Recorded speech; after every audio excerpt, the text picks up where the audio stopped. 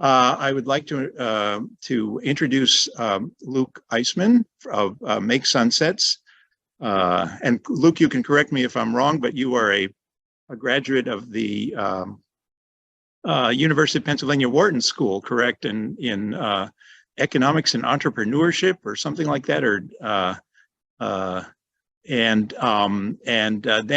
went off to and has been working in the venture capital area in Silicon Valley in California for many years, and then recently with a co-founder, Andrew Song, has founded a startup called Make Sunsets, and that's where I let Luke explain what the startup is, why, how they came about doing this, and whatever else he would like to share with us. And then I hope we will have a lively and fruitful discussion after Luke's presentation. So Luke, it's all yours. Awesome. Thanks for having me, Ron, and thanks everyone for joining. My name is Luke Eisman, and my startup with my co-founder Andrew is Make Sunsets. This is probably not the first photo, but one of the first awesome photos of Earth from space. People call it pale blue dot, among other things. It's a pretty awesome place in my and many others' opinions. This guy, who I am more than a little obsessed with, put this on a cover of what Steve Jobs described as Wikipedia before the internet. And actually, can you guys see the full thing, or do you see the video windows on the side as well? Give me one sec here. Now the windows are on the side, and the full screen is a little bit cut off. Yeah, now it's just full screen. Better? Great. So Sky Stewart Brand put out this thing called the Whole Earth Catalog, basically Wikipedia before the internet. And he has this quote that I'm more than a bit obsessed with, that he opened the first Whole Earth Catalog with. And it's not a choice. We don't get to choose whether we are as gods. We are at the start of the Anthropocene, and we might as well get good at it. I'm sure we will have, and I'm looking forward to many interesting disagreements during the discussion period of this. But I think one thing we can all agree is that we haven't been particularly good at being gods and taking care of our pale blue dot lately. This is a day in San Francisco that I'll never forget. I'm sure many of you have experienced other climate things that you wish you hadn't. So what I'm going to do about it is I'm going to cool Earth. We're going to create as much cooling as quickly as we safely can, and hopefully I'll encourage you all to try and do the same. First of all, apologies. Andrew, my co-founder, told me we should have had better branding on our little Chinese balloon. Next time we'll make the logo bigger. It was all our fault, all the Chinese balloons. We put up a couple grams of sulfur dioxide, and we're just getting used to taking all the blame. Any weather will be our fault, of course. It already is. Our 5 grams of sulfur, they're why the monsoon was too severe and not severe enough. And yeah, it's all our fault. So apologies up front. Real quick about me, 3 of the coolest things that I have built before Make Sunsets, of course, are at the opposite end of the spectrum from venture-funded startups. I taught myself to weld and built a fleet of bike taxis in Austin, Texas. It was a very, very, very fun job, and ended up being a fleet of about 20 of them around downtown. I was lucky enough to work at Y Combinator as director of hardware and helped make it the best place in the world for early stage hardware companies. And then I've done a variety of very tiny housing things. This is a collapsible apartment building that myself and some friends built at Burning Man a few years ago. Each of those square panels is a 4x8 sheet of wood. So it's like a beehive style collapsible apartment complex. I was lucky enough to be born the oldest of 5, lower middle class. And philosophically, I'd describe myself as a syndicational anarchist with techno-utopian tendencies. So how'd I get here? I did a little bit of climate protest. This is with Extinction Rebellion in New York City. I think 2019, we got arrested for meditating on Black Friday, this giant shopping day in the US, in the middle of 34th Street near Macy's. Highly recommend that anyone who cares about environmentalism or just wants to see really good marketing, look at the Extinction Rebellion stuff, particularly the initial talk that they do. It's really, really effective at explaining some of the problems that we're facing and the role that civil disobedience might play. It was a lot of fun. It was a very bougie getting arrested experience from what I hear compared to others, and compared to my one other experience, we're in and out before we could even finish doing our group yoga session in jail. So while it was a lot of fun, and I encourage everyone to partake in activism, unsurprisingly, we didn't solve the problem. Many of us have protested, I assume. Many of us have written and thought deeply about climate, and the world is literally still on fire. Greenhouse gas emissions get worse every year, even during COVID. So I got frustrated and basically semi-retired. I was like, spearfishing is the one thing that I like to do and am naturally good at, otherwise pretty uncoordinated. I'll move to Mexico and buy a cheap piece of land in Baja and while away the days, spearfishing, build a small solar-powered off-grid place, and the responsible adults can maybe someday figure out how to solve the problem. That worked for a while. Then I ran into a problem, which was I read this book by one of my favorite authors. It's called Termination Shock. Highly recommend it. Apparently I missed the novel part, because to me it is an interesting example of a radical set of actions that we might take, not to ask politicians someday, somewhere maybe, or beg big businesses to please fix the problem for us, but actual action that we might take to directly cool the world. Then I read another book, The Ministry for the Future. Highly recommend reading both of these. They're not well written because they're sci-fi in my opinion, but we'll grade it with a curve. I would strongly posit that our actions will determine over the next 10 years whether we face more of a ministry for the future over the rest of our lifetime or more of a termination shock. I clearly prefer the former, and I think after you read them both, you'll probably agree. I haven't really talked about this one, but the third book that I will highly recommend and has been really influential on me over the last 2 years is this text by Andreas Malm. It is not what I thought it was going to be when I ordered it. It's a philosophical treatise. There are no how-to manuals. Actually, there is a small section about how to deflate tires on SUVs, but other than that, no direct advocating for terrorism on Malm's part. But he does have this really fascinating quote. And I think, if I remember right, he's quoting a British philosopher about the animal rights movement and how, as conditions for animals didn't change, PETA led to different offshoot groups, led to more and more radical action over time. And this guy observed that it is strange and striking that climate change activists have not committed any acts of terrorism. I am firmly against all acts of terrorism. The point that I take from this is that we're not getting results with what we're doing now. What we're doing now is fundamentally not working.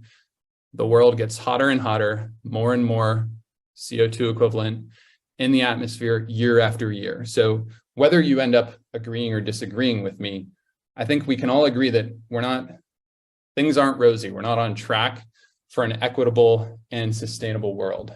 So maybe, just maybe, we should consider escalation or changing of tactics. Speaking of things not changing, 2012 geoengineering experiment canceled amid patent row. That was about the SPICE project in the UK. ScopeX 2018, first sun dimming experiment will test a way to cool Earth. 2021, test flight for sunlight blocking research is canceled. We are doing the same thing, asking for permission, slowly going through existing processes that got us here, and we're expecting different results. And I think that maybe we should consider that the same old methods may continue to result in the same old results. And this is the status of that international consensus that many of the leading academics, or all of the leading academics in the field, seem to be waiting for. We can't prevent land wars in Europe right now as an international community. I wish we could. It's super sad that anything like this ever happens anywhere, let alone continues to happen in the modern world. But yeah, this is the international consensus that many are waiting for. So if step one of a climate action is that everyone in the world has to have a meeting about it and reach anything like agreement, that's dead on arrival. In case you're not depressed enough yet, let me share with you the specific detail about this chart.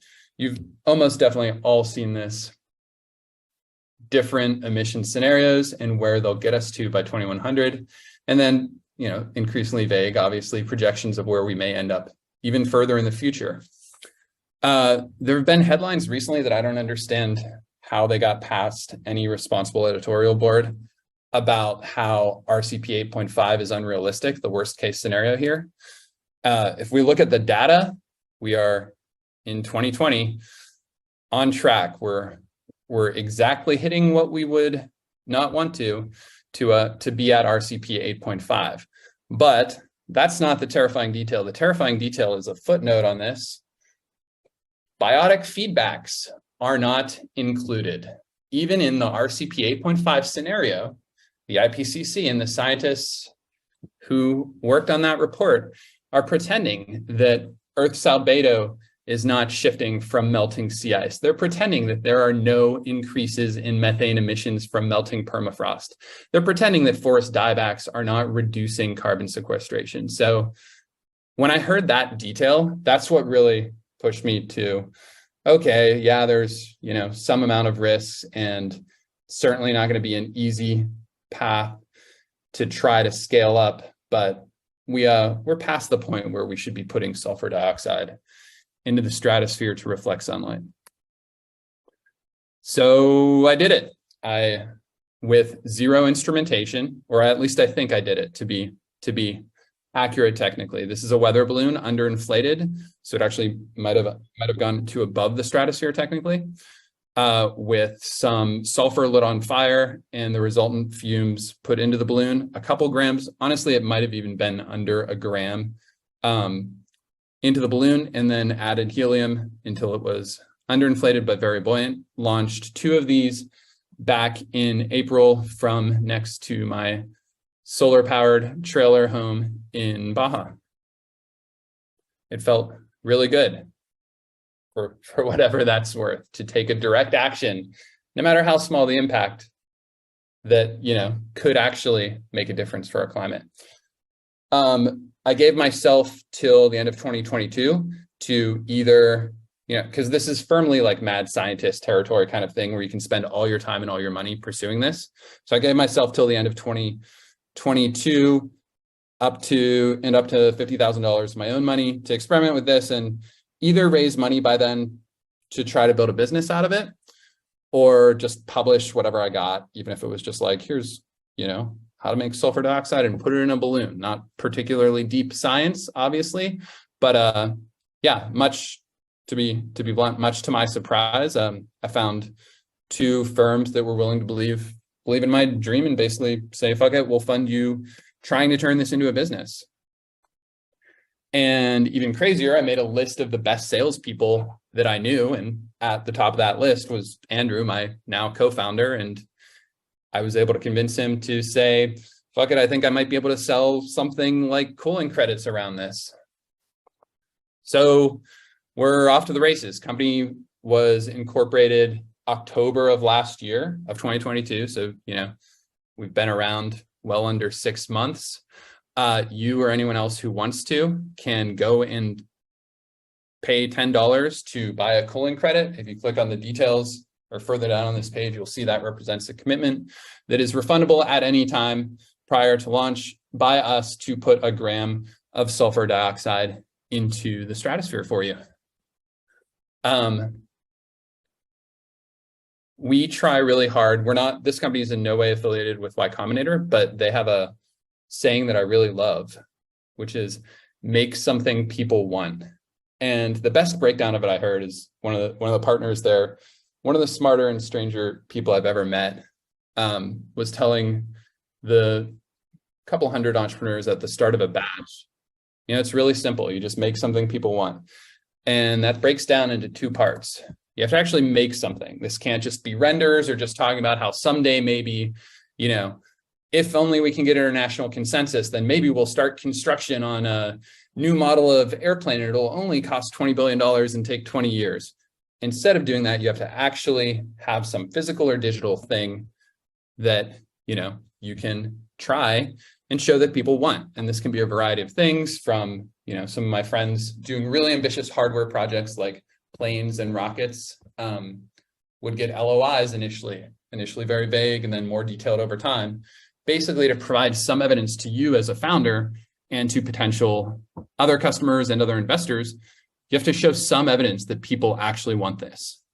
So that's what we're trying to do. We failed abysmally at what we were trying to do initially, which was to convince companies who represent almost all of the spend in the voluntary carbon market to instead, or in supplement to their existing spend towards net zero, to also buy some of our cooling credits. And because it's the voluntary market, it's, to be blunt, it's a total shit show, like a giant scandal at Vera, which accredits like 60% of all voluntary carbon credits just came out. According to The Guardian, 90% of those credits are fake, meaning they represent no incremental carbon being sequestered. So we failed at selling to companies in a kind of snake oil industry that is very challenged on the supply side, at least for things under $100. I think that the carbon dioxide removal stuff is very real, obviously, and very valuable, and people should support it. But most of the forestry credits appear to just be fake. So we failed at selling to companies, but what you're seeing here is, one, a lot of attention, a lot of people visiting our website, and two, a surprising amount of sales. This is actually about $1,000 higher now. Someone bought, one individual bought $1,000 worth of cooling credits from us earlier this week. So, these are very, very tiny numbers, obviously, especially compared to the, $750,000 that we've raised. But our bet now, and what Andrew's focused on for the next several months, is seeing if we can build a direct-to-consumer business here where actual individuals are so frustrated with the pace of change overall that they'll trust us, as 40-some people already have, to try and do something about it by launching some sulfur dioxide for them. Things we are not religious about are many. We're not religious about using balloons. We're not religious about using sulfur dioxide. We are not religious about how much MRV we need to do. That should be defined by our customers. And then, we want to help the state of the science, but frankly, got a little tiny startup budget, and it might be years before this really catches on to where companies are placing meaningful orders. So I'm not going to fly an optical spectrometer for fun. I would like to for fun, but I'm not going to. I can't justify that to my investors and to my customers. So we don't have religion around pretty much anything except for one thing. We are going to cool Earth. We're going to create as much cooling as we safely and quickly can. And just to clear up what has been most of the disagreement, I think, in my summary of what I'm doing versus what might happen, I 100% agree with most of the experts in the field who feel that an international coalition representing everyone should get together and decide how to do this. That would be better than what I am doing by far. International coalition, responsible global communication, coming up with this as some, UN or something. That would be far better. I will shut down my company if that starts happening and is having a meaningful impact on the climate. Far worse than that is to have a private company doing this. However, far worse than having a private company doing this is to do nothing at all. And the honest truth is, we've basically been doing nothing at all. Every day that we don't put substantial amounts of sulfur dioxide into the stratosphere equates to preventable deaths and extinctions. So we've had, as some of you might have seen, some challenges from operating in Mexico. The Mexican government put out basically a press release saying, because Make Sunsets, we're going to ban solar geoengineering. This isn't about fighting with Mexico or any other government. The Mexican government, and frankly, we have better things to do. So next up is launching from the US. We will be going to a popular launch site. Welcome home, as they say in those parts. One of the real things that I hope to challenge everyone on this call to consider, there are a million things that we can and should do better, as in Andrew and me, as in like two goofball non-scientists with some funding. And we certainly want your feedback, but even more than that, I want to encourage you to consider whether it means starting a company or protesting or whatever for you is an escalation of tactics other than, terrorism or other things that we shouldn't do. I want you to consider doing more. And I don't think that should be more analysis. I think we need more of a bias towards action in climate. I think that's a big part of the problem. Because people are watching. People are suffering. People are dying. Entire ecosystems are collapsing. We are in the beginning of a mass extinction, and all you can talk about is money and fairy tales of eternal economic growth. How dare you? Greta, to be clear, is not a fan of geoengineering. I would say give her a couple of years and she'll come around. But that very same quote, it strikes me, is very likely to be something that people 10 or 20 years from now say about us and our reluctance to start doing up to at least 0.5 degrees Celsius or 1°C geoengineering at scale. So look, at the end of the day, this is where we're headed. There's two ways we can get there. This can either be our triumphant and careful expansion to being an interplanetary civilization because we've grown up and decided that, of course, we need to manage our mix of reflectivity and gases in our atmosphere and anywhere else we go. Or we can continue apace and turn our current Earth into a largely dead husk like this is. Because as Brand updated his quote to say, we're as gods and we have to get good at it. The necessity comes from climate change. So let's do it. There's enough talk, enough analysis. It's time to cool Earth. Thanks for your time. And I am going to go out on a limb and say that you might have some questions and some disagreements with me. I'm excited to hear them. Thank you, Luke. If people could raise their hands or indicate that they want to ask questions, we can start with the questions. And I see that Robert, do you want to kick off the questions?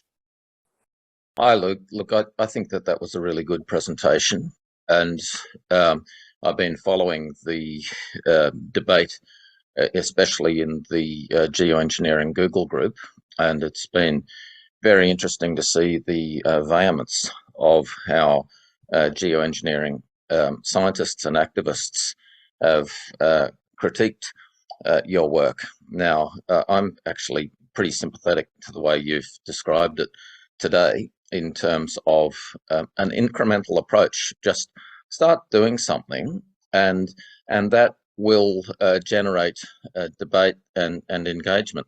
I'm also really keen on your concept of cooling credits. Now, my assessment is that carbon credits, as you've described, are largely fraudulent. And if we can find ways to measure the impact on radiative forcing of any action, then that demonstrates its climate impact, cooling impact. So well done, and I think that incremental approach that you've described is something that we just need a lot more discussion about, because like there's a great paper in Medium just last week, which I'll put a link to in the chat, which explains the psychological failure of the climate change movement to engage with the problem, and I think that this sort of approach that you're taking is a really helpful way to open up that public conversation. So thanks. Robert, did you have a question in there? Well, it's as much a comment, but I think if like Luke has explained his incremental approach, but I think that I'd just welcome if he would like to say more about the concept of cooling credits and whether he's explored it in terms of radiative forcing. Thank you. Yeah, so thanks for the compliments. And in terms of cooling credits, there's debate about the exact amount of radiative forcing, and I think it's healthy debate. I would love to see us be doing large-scale emissions measurable from satellite to more clearly measure how much radiative forcing we have with different emission events. However, I don't want to use this lack of precision about the exact amount of radiative forcing as an excuse for inaction. And one of the other interesting IPCC footnotes is on a chart where they forecast climate change and translate. They're distancing themselves from this, and I hate to see it, but like the SSPs, the shared socioeconomic pathways, rather than the RCPs, the SSPs, it's very difficult to find from the UN a chart translating that directly to temperature change. They instead say parts per million of CO2. And in one of their footnotes, they explain that our expert consensus is that 1,000 gigatons of CO2 added to the atmosphere will create between 0.2 and 0.6 C of warming. So the radiative forcing from CO2 emissions has a 3x mainstream margin of error, yet it would be insane to use that as an excuse not to worry about our CO2 emissions. I apply the same logic to adding sulfur dioxide to the stratosphere.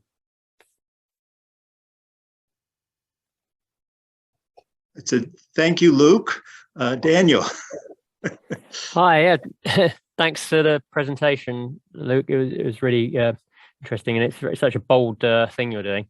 I'm actually amazed that you've been able to get away with it in terms of obviously the situation in the US. Obviously, they've just shot down the Chinese one. I know it's quite funny your joke about that, but it's quite, in all seriousness, to launch any sort of object into the stratosphere through, obviously airspace used by planes, all those sort of things. Isn't there a legal issue, and also, just the chance of it being shot down or something like that? How do you get over that issue? I'll leave out the shot down. I hope it doesn't come to that. And that's frankly over my pay grade or understanding. Yeah, I hope that if other countries get upset about what we're doing, they'll actually contact us, unlike what Mexico did, or worst case, issue a press release like Mexico did about changing laws. On the legality side, we are what is called an unmanned free-floating balloon. In the UK, which I've started digging on, it's CAA regulations. In the US, it's the FAA. Up to there's design criteria which exempt you from needing a permit to launch, and we are falling well below those.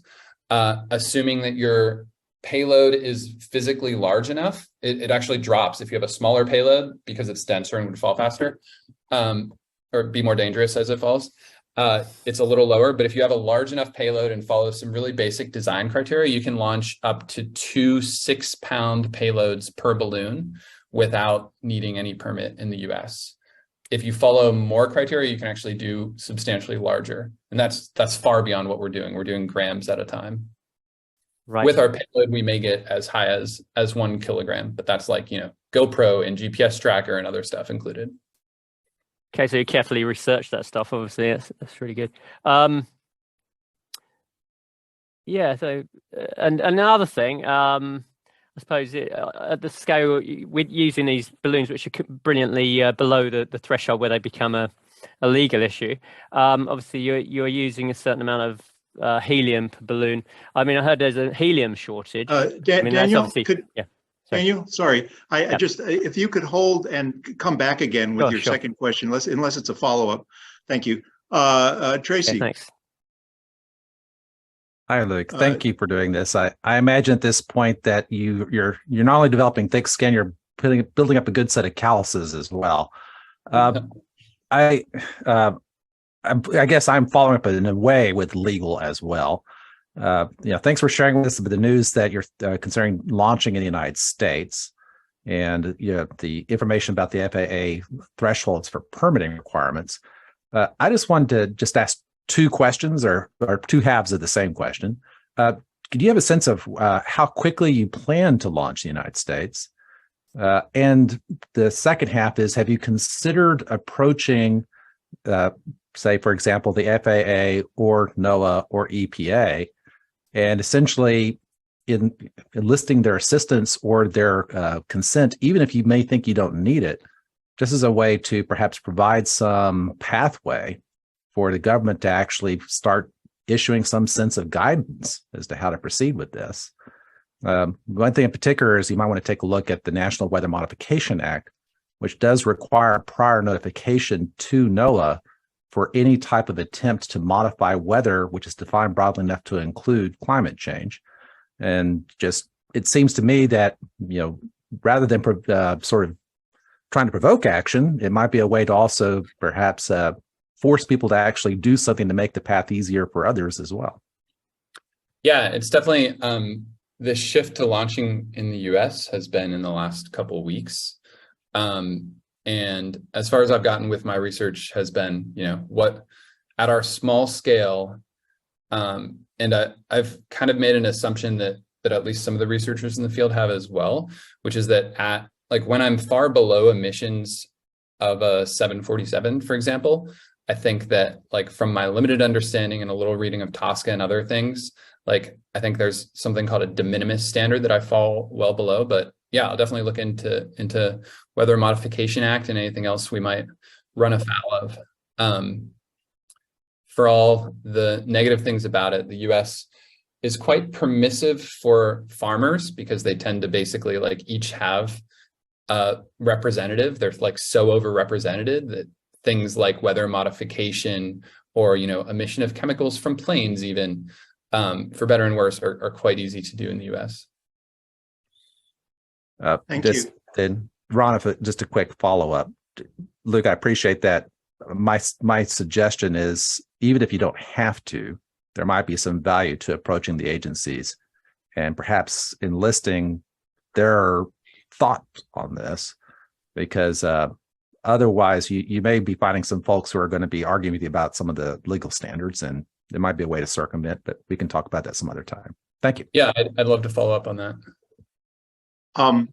Thank you. I'm just going to, because it's related to Tracy's question, would Make Sunsets consider having a scientific and technical advisory board for people who, and you don't need to answer this right now, but I think it might be something that would be both helpful to you and helpful for the project as well. So. Yeah, I would love to have an advisory board. Please reach out if you might be interested. Okay, thank you. John.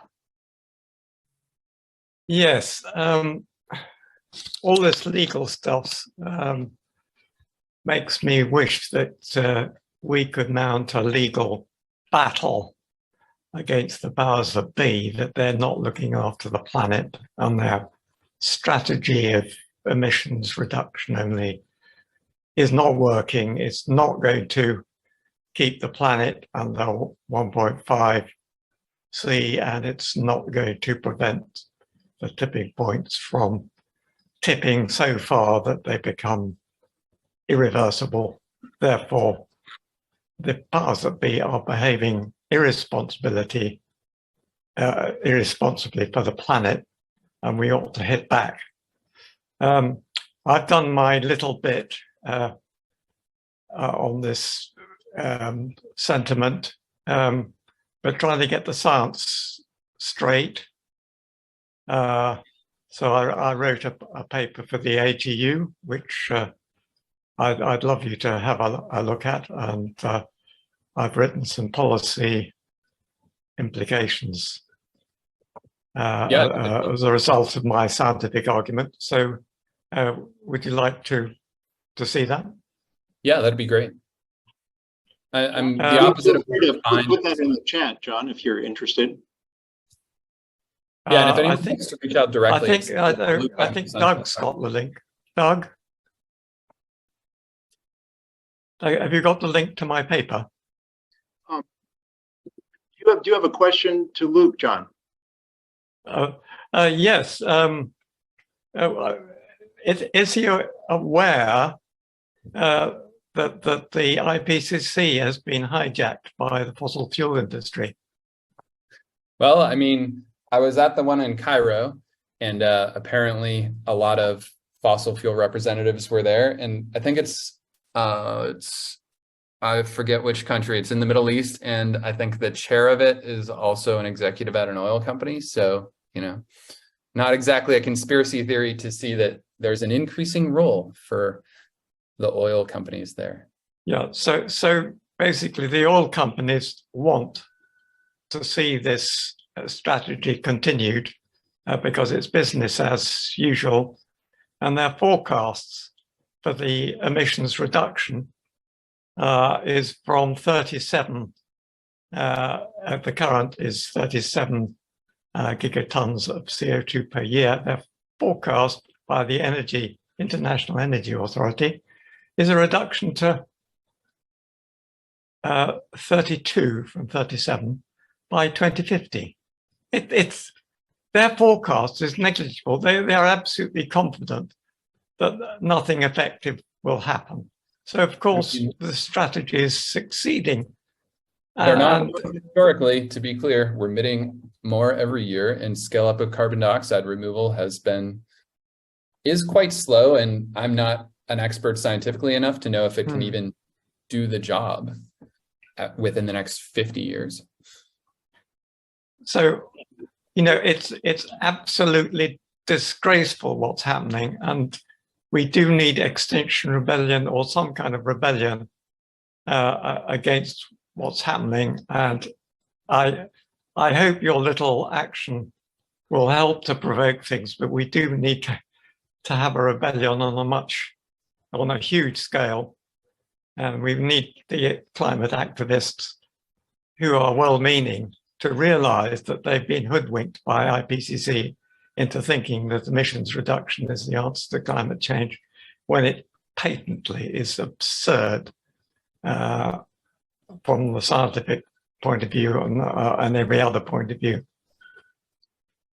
Thank you, John. Andrew.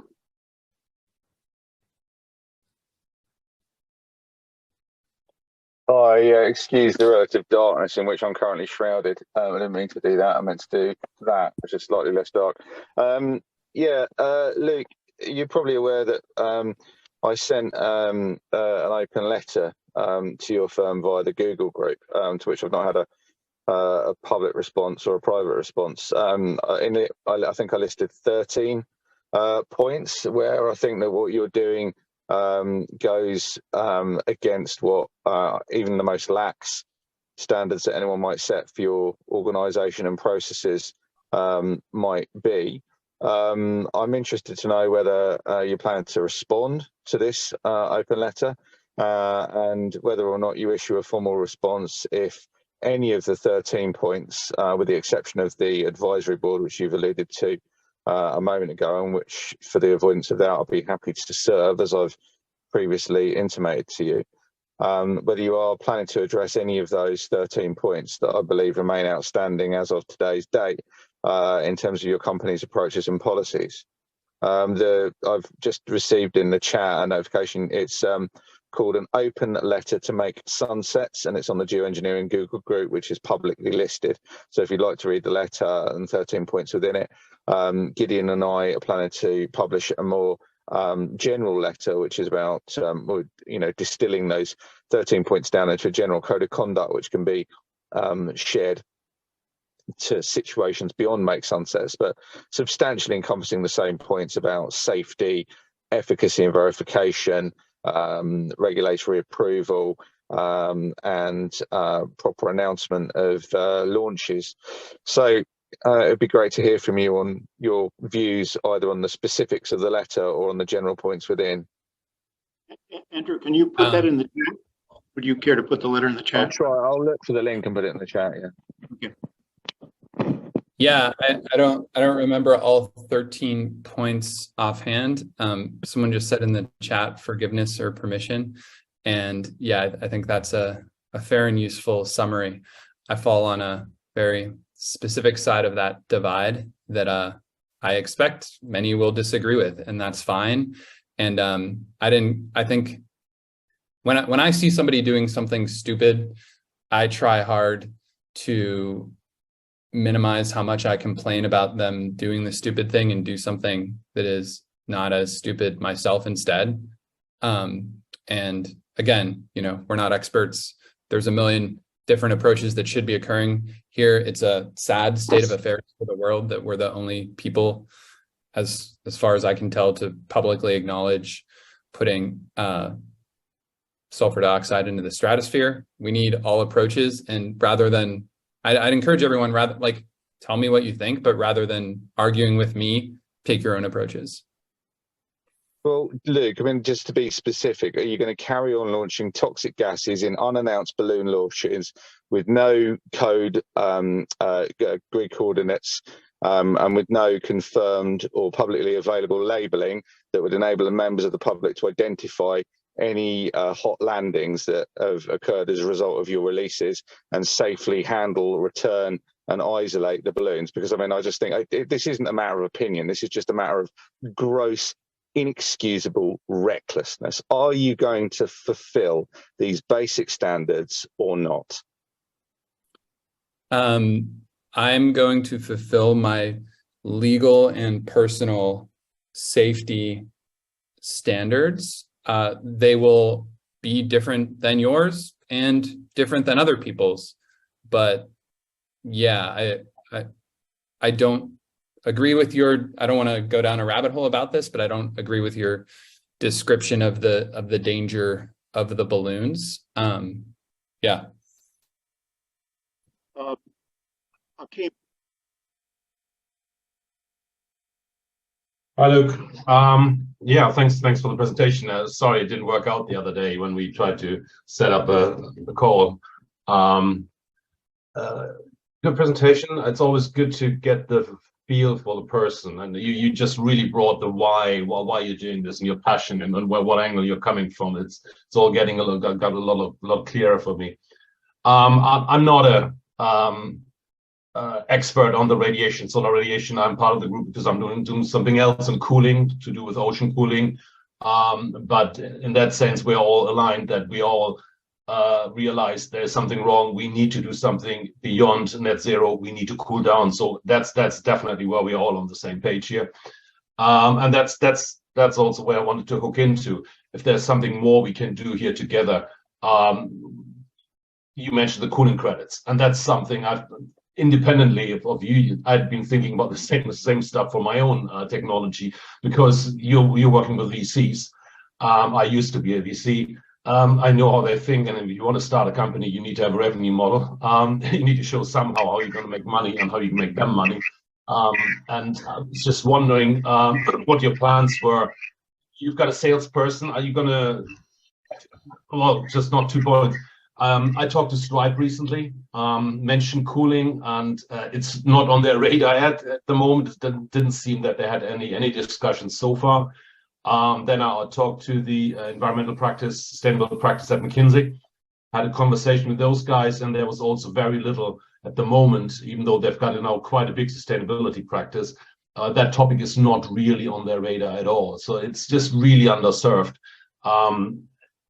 Question is, have you talked to Vera, Gold Standard? Have you talked to any of those agencies? I think you mentioned that you don't want to get involved into that whole system. Is your plan then to do it privately through your webpage, or because I think my hypothesis on this one would be, yes, it's initially you would get a few early adopters, put a bit of money into it, but if to scale it up, I think you might need a bit more credibility and a little bit more oomph behind it, or independent verification or validation. But that's exactly the same thing I'm fighting with. How am I going to do this? I've been sitting into a number of carbon credit sessions now, how people do it and which organizations they're using, or if they're doing it by themselves. And I'm still trying to get grips of how can I get how can I turn this into a revenue generating model that funds the technology and the science that I need to do. So it would be great to hear your thoughts on that one and going forward. Yeah, I've had 2 or 3 companies tell me that if I get blessed by one of the 3 or 4 main accreditors, carbon equivalents established for this, which that they would buy credits if I can do that. So I've researched this a decent amount. Verra won't talk to us. They're too prestigious in spite of 90% plus of their credits being fake. Gold Standard, we are making a little progress with. The other thing with this is like, yeah, $750,000 is a lot of money. Like that's several years of buying equipment and space and, you know, keeping Andrew and I working on this. But like to go through even one of those certification projects, Puro is an exception. Puro I'm super excited about and seems to be doing this better. It looks like if, and this is a giant if, we can get through the gold standard process, it'll be something like 2 to 3 years and well over $100,000 plus, you know, fees for some, like that's direct fees from them. And then the funniest part is for them, and I believe the same is true, but I'm not 100% sure with Verra, they charge per ton of carbon dioxide equivalent that they bless. And that would actually be, if we go through the gold standard process, that would be our biggest cost per ton. The bribe, I mean fee that we pay to the prestigious blessor of the carbon credits. So I'm trying to control a bit for my philosophical opposition to paying into that. But also, yeah, I mean, you're right that they're the standard kind of, although, yeah, I'm excited about the newer ones. A friend started a company called Pachama that is doing really cool verification stuff specifically for forestry. Yeah, that's a huge space. And like, maybe that's a company for somebody on this call to help start, like, especially for last thing on this rant, when you think about MRV with things like releasing of particles with relatively well-known. Luke, could you just define MRV for folks who are not? Yeah, so this is like a big thing that you're supposed to pay Verra or Gold Standard or others for: monitoring, reporting, and verification. And when you think about that with like, did this tree get planted here and is it still growing? That's like an actual, especially for the small amount of carbon sequestered per tree, that's a material challenge. Like you need interesting remote sensing, or some people are doing it from satellite or LiDAR from planes. If they're doing it at all, it turns out that the incentive is just to lie about it. But when you think about monitoring, reporting, and verification for something like release of particles with relatively known characteristics at a specific altitude, like I can live stream, you know, these particles going into this balloon getting released at this altitude, and then at scale to have actual verification via, like you can see sulfur dioxide plumes from volcanoes on satellite. We'd need quite a large emission to do that, but it's interesting to think about baking MRV directly into albedo enhancement and ocean temperature and other technologies where it's like a pretty easily measurable outcome, and you can bake that into the actual thing to maybe obviate the need for these third parties. Thank you. If I could just a little follow up on that, and we've had this discussion.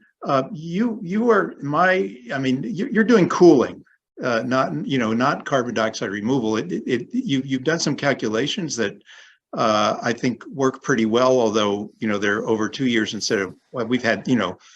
So per year it's about, as I recall. Anyway, I don't want to go into the numbers, but the question is, I think whether my question would be, would it be more beneficial, because the cooling is short term, it doesn't last forever, but it's really, really important. Critically important right now, as we all believe, I think, on this call. So it's a different intervention from carbon dioxide removal, and therefore I think it would be appropriate to the extent possible to make that clear, and say, you know, this is the credits are for cooling. I think I saw on your website that you actually have defined it that way, which I think is a good step. And then if you're going to do that, and as part of that, I'm sorry, I'm getting on you. Perhaps consider other types of cooling, as part of your sort of portfolio. And just as a final point, I've had some I don't think one of our scientific advisors for HPAC has mentioned this, that helium is really expensive. It's not a scalable way to do this. So if this is actually going to have a more serious effect, you might he was suggesting trying to get up at a high altitude, a mountain or something, trying to use hot air or something. But this is where, some scientific advisory help might be, I think, useful. But, so cooling right now would be a sort of in some ways, a kind of a protest cooling. To do this at scale would require different methods. But yeah, that's so then just the question on the cooling credit, I think, well, maybe you've already answered that on your website. Yeah, I appreciate the feedback. And after we spoke, I made some changes to the language. And definitely, like, everyone, please, to the degree that you want to, if there's something that I'm saying that's inaccurate, we'll correct it. And yeah, we changed the language in response to Ron's feedback about differentiating between this and carbon credits. Yeah, I mean, to be clear, everyone on the call probably knows this, but just to really stress it, we have to decarbonize. This isn't optional. It's not like we can do this and just continue emitting carbon forever. The only question to me is whether we will actually do solar radiation management to save millions of lives and hundreds of thousands of species from going extinct in the meantime between now and deep decarbonization. And that's what's so exciting about this to me. And I think that, yeah, there's a lot of challenges. There's controversy to it. There's political difficulties, most of which I was not anticipating. But yeah, that's to me what we're working towards and the opportunity. But it does not, all this does is buy us time. This does not decarbonize. Thank you. Rebecca? Hi, everyone. Luke, I thought your presentation was marvelous. Thank you so much. And I'm speaking as a non-technical interested person. And I think where you're going can speak to the Gretas of this world, as well as people like my children and nieces who are all saying, what are you oldies doing? And they're very despairing. So that was really marvelous. Thank you. My question is, what could our group offer in a focused way in terms of both scientific support, and you're already doing a lot of work about getting accreditation and MRV, etc. But in order to scale things up or write up the why, the what, and what are the effects, like if you had a bit of extra money and you put up a spectrometer, would that help? But basically taking it beyond the level, like I've looked at your website, but taking it beyond the level of putting up some balloons and having some cooling happening, making it into something that then it really becomes part of a trial or a first step towards governments being able to do this. What help? Like, not today, you can't ask today and we can't answer either, but I think everyone, I know that our energy in this group, and we would like to help with that if possible. I think that I really appreciate the question, and thank you for the compliments. The biggest, so I think you've done good groundwork by helping raise urgency around the idea of direct cooling. I think continuing to do that and stressing, and like I'm becoming more emboldened in how I talk about carbon credits and like whether they're useful at all versus direct cooling. Advice in general, letting us know when we do something super stupid, which we have and will continue to do. And the biggest, like if somebody had a magic wand, the two biggest things that would really unlock things for us, in my opinion, are getting a government that will serve as a launch site, like where a prime minister or some local group of activists, basically we want willing and enthusiastic launch partners. And that will help, like if we know we have an island nation in this hemisphere and then another in the other hemisphere that is excited to launch with us, initially that's, it can literally just be, we fly there. I know carbon emissions, but I'm going to ignore those a bit. We fly there and launch some balloons with them. And then ideally, eventually it can become, if we are so lucky as to scale this up, this can become an actual economic driver for impoverished island nations whose existence is threatened by climate change. So one, launch partners, and two, businesses that would actually, even if it's just a small amount, to legitimize this. Like, businesses are super conservative at the end of the day. They don't want to be the first one to buy something. So to the degree that we can get some first movers there, that'll help a lot. So advice, launch partners, and business customers are the three biggest things. Well, I'm being a tiny bit naughty because I know I'm not supposed to speak again. But for example, in Australia, Robert and I both are part of the Uniting Church, Robert Tulip, and we have a lot of Tongan members, for example, and like Tonga is those Southeast Asian states there, they're well known for doing their own thing, but I can't say that what you've got today is enough to go and give a presentation. Like, it's possible, and that this is the space that Doug and myself and a few others are in, but I'm saying that we need a little bit more substance to saying why what you're doing is good and what effect it will have, apart from changing minds. But anyway, I'll think about what you've said. Thank you. Yeah, and to the degree that there's like things that you would suggest we add to help move that forward, definitely please let us know. Within the next month, you should expect more than a vague picture of me launching a balloon in terms of documentation. A lot more. Okay, yeah, I'm gonna, Daniel, I just want to let people who haven't spoken yet first. So, Stephen. Sure. Thank you. Oops. Yeah, thank you, Luke. I really enjoyed your presentation. I think that the approach you're taking, sort of just doing it, has tremendous merit. And it's really kind of inspirational. My question is, have you heard of MEER, M-E-E-R, Mirrors for Earth's Energy Rebalancing? Have you heard of that? I haven't, no. Okay, I suggest you go to the website. It's MEER.org. And what MEER is advocating is reflective mirrors to reflect radiation back to space. And the reason that I bring this up is that the mirrors are quite small, and the cost for a single mirror, I'm not sure what it is exactly. I believe the founder of MEER is working on different materials that might lower the price. But the point is that they would be very cheap. And they might, you might think about adding mirrors to your portfolio for cooling credits. Okay, so that people could not only launch, a balloon with sulfur dioxide, they could also invest in a mirror or two or three and earn a cooling credit that way, or a bunch of cooling credits that way. The MEER, and the nice thing about mirrors, of course, is that the governance is not a problem. The way it is. I mean, Mexico is not going to ban mirrors. At least I don't think so. Well, so the governance is a whole lot easier than a stratospheric aerosol injection. So anyway, you might think about that, and because you could perhaps build a portfolio with different kinds of cooling credits. Yeah, that's super interesting. And there's other particles as well that we're looking at other than sulfur dioxide.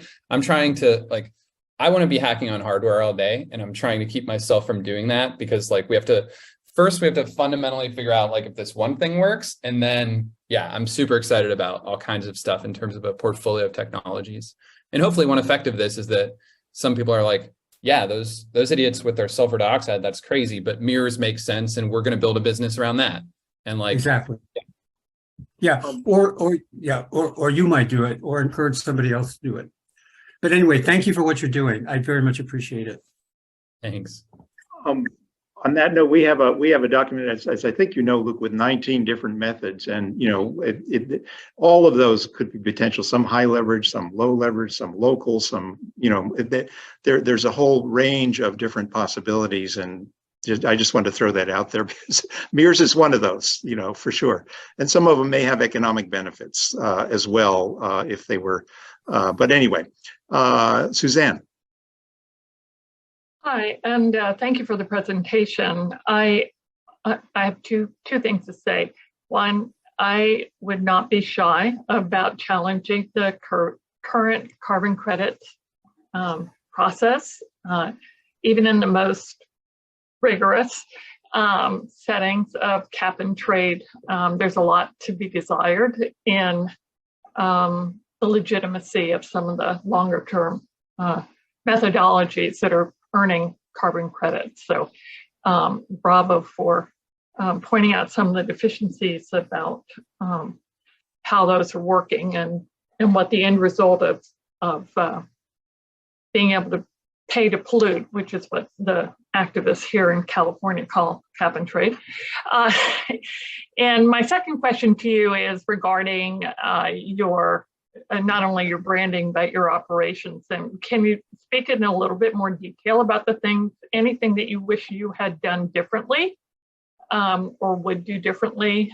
You've mentioned some about your new business plan, but what in particular do you think was alarming to people about how you went about launching your balloon and publicizing it?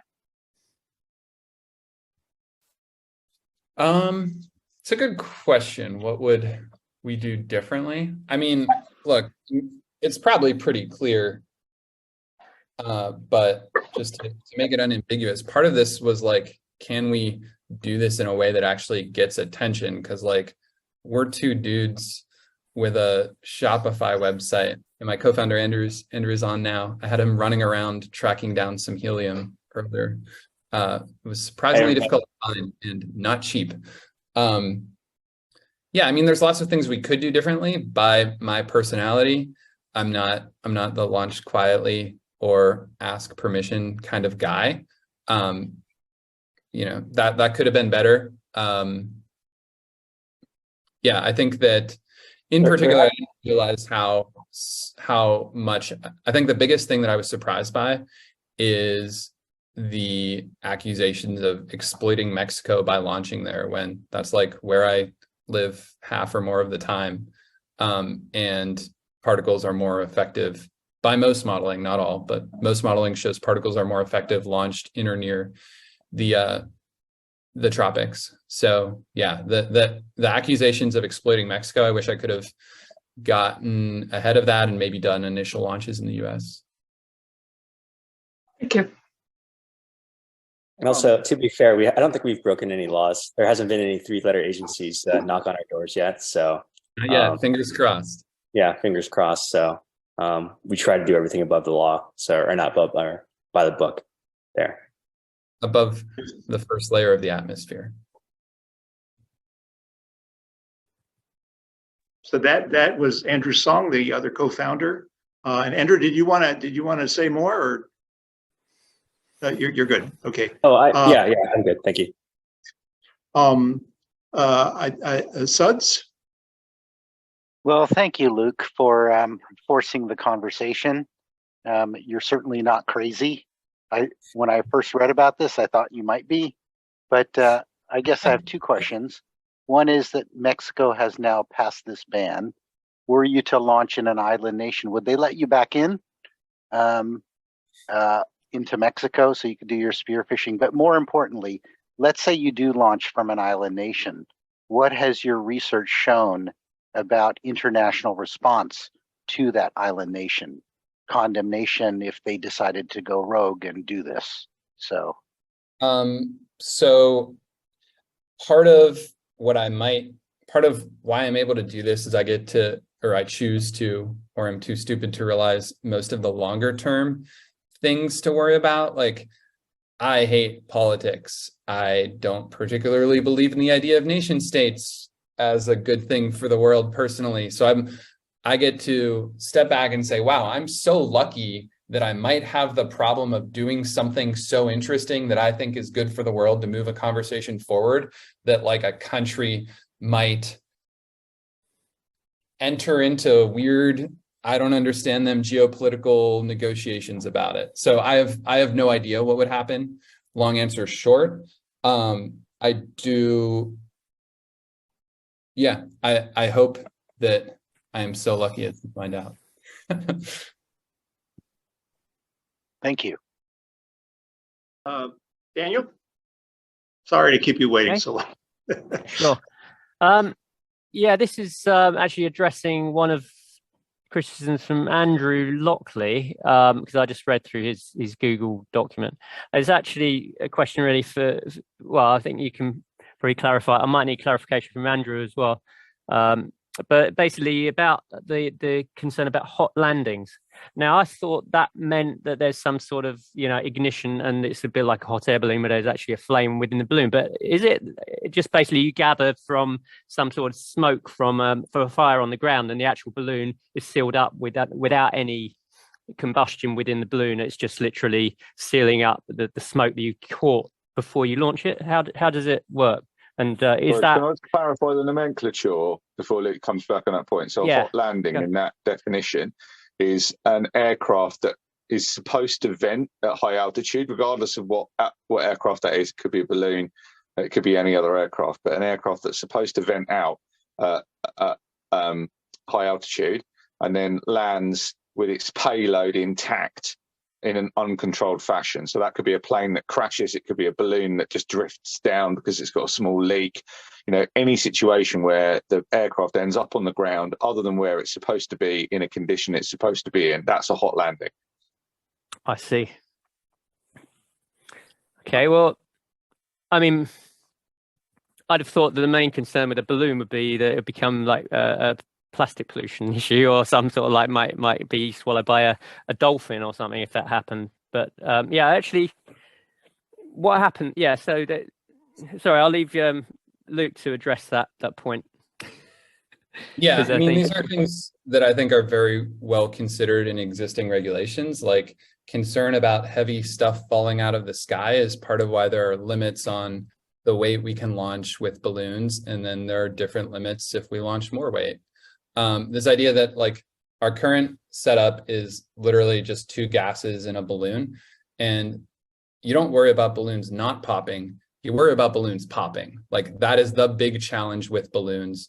The bigger, more sophisticated ones are literally polyethylene, sometimes blended with something like Project Loon's giant balloons. I interviewed a bunch of people who worked there when I started learning about balloons, and they're like, problem is landing and launching. Like, when they're in the air, it's relatively straightforward.